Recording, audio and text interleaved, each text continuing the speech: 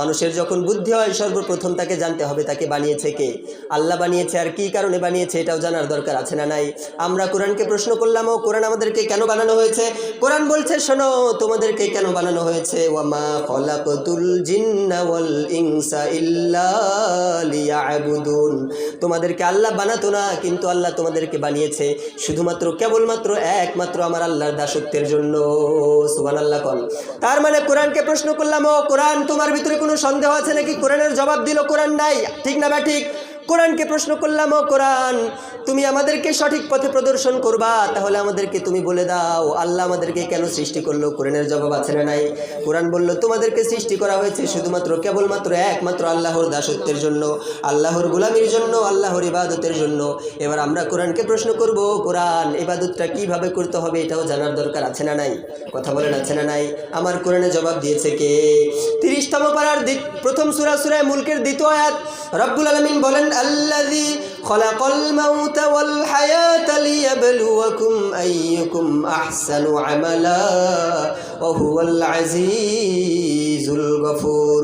আল্লাহ বললেন আমি আল্লাহ মানুষকে বানিয়েছি যেন তারা সুন্দরভাবে আমি আল্লাহর ইবাদত করতে পারে। সুবহানাল্লাহ কোন।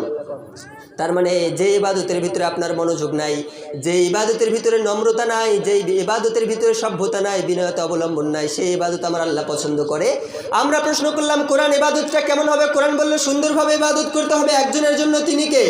আমরা বললাম, ও কোরআন ইবাদতটা সুন্দরভাবে করব, কিন্তু ইবাদতটা কার দেখে দেখে করব এটাও জানার দরকার আছে না নাই? কোরআনকে বললাম, ও কোরআন ইবাদতটা কার দেখে দেখে করব? কোরআন জবাব দেয় শোনো কার দেখে ইবাদত করবা। লাকাদ কানা লাকুম ফি রাসূলিল্লাহি উসওয়াতুন হাসানাহ। তোমাদের জন্য উত্তম আদর্শ দিয়ে দিয়েছি আমার হাবিব, আমার পয়গম্বর, আমার বার্তাবাহক, আমার রাসূলের মধ্যে। সুবহানাল্লাহ পড়েন।